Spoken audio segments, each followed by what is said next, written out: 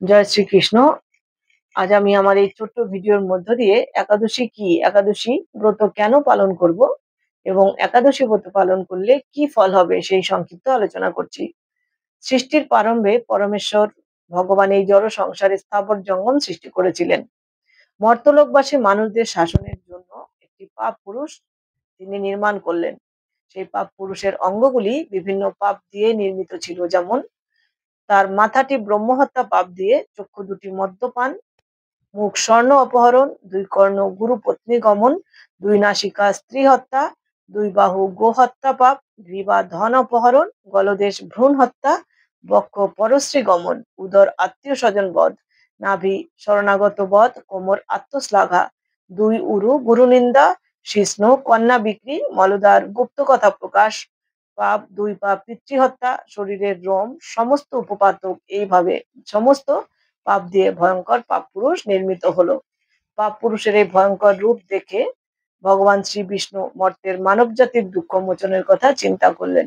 একদিন তিনি গরুড়ের পিঠে চড়ে যমের যমরাজের মন্দিরে উপস্থিত হলেন।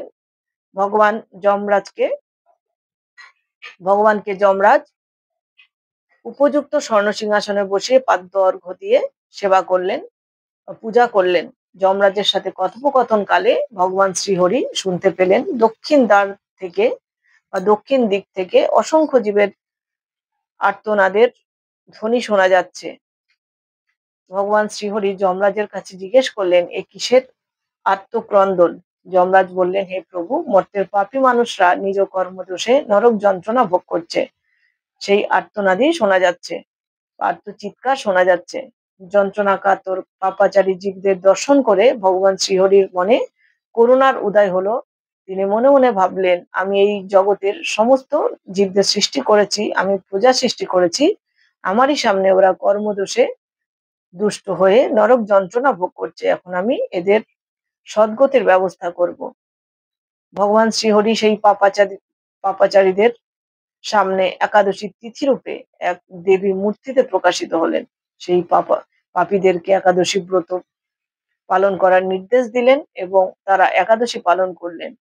একাদশী ব্রতের ফলে তারা সর্বপাপ থেকে মুক্ত হলেন এবং বৈকুণ্ঠে গমন করলেন। এভাবে ভগবানের সৃষ্ট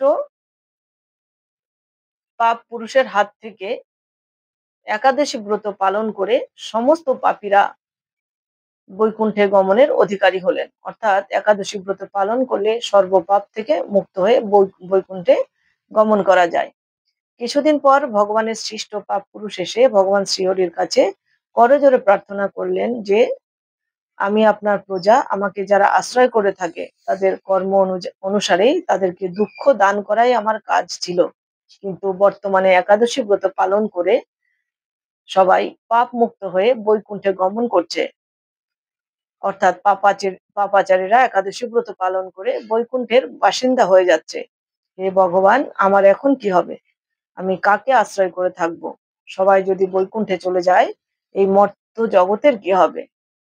আপনি কার সঙ্গে এই মর্তে ক্রীড়া করবেন?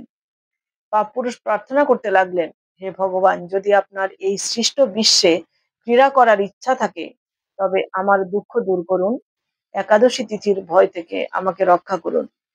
হে কৈটবনাশন, আমি একমাত্র একাদশীর ভয়ে ভীত হয়ে পলায়ন করছি। মানুষ, পশু পাখি, কীট পতঙ্গ, জল স্থল বন প্রান্তর, পর্বত সমুদ্র বৃক্ষ নদী, স্বর্গ মর্ত পাতাল সর্বত্র আশ্রয় নেওয়ার চেষ্টা করছি, কিন্তু একাদশীর প্রভাবে কোথাও আমি নির্ভয়ে স্থান পাচ্ছি না বা নির্ভরযোগ্য স্থান আমি খুঁজে পাচ্ছি না, তাই আপনার শরণাগত হয়েছি। হে ভগবান, এখন দেখছি আপনার সৃষ্ট অনন্ত কোটি ব্রহ্মাণ্ডের মধ্যে একাদশী প্রাধান্য লাভ করেছে, কারণ সমস্ত পাপাচারী ব্যক্তি একাদশী ব্রত পালন করলে সর্বপাপ থেকে মুক্ত হয়ে বৈকুণ্ঠে গমন করছে, তাই সেই পাপ পুরুষটি বসবাসের জন্য কোনো আশ্রয় খুঁজে পাচ্ছেন না। তাই পাপ পুরুষ ভগবানকে বললেন, আপনি কৃপা করে আমাকে একটি নির্ভয় স্থান প্রদান করুন। পাপ পুরুষের প্রার্থনা শুনে ভগবান শ্রীহরি বলতে লাগলেন, হে পাপ পুরুষ, তুমি দুঃখ করো না। যখন একাদশী তিথি এই ত্রিভুবনকে পবিত্র করতে আবির্ভূত হবে, তখন তুমি অন্ন ও রবি শস্যের মধ্যে আশ্রয় গ্রহণ করবে, তাহলে আমার মূর্তি একাদশী তোমাকে বধ করতে পারবে না।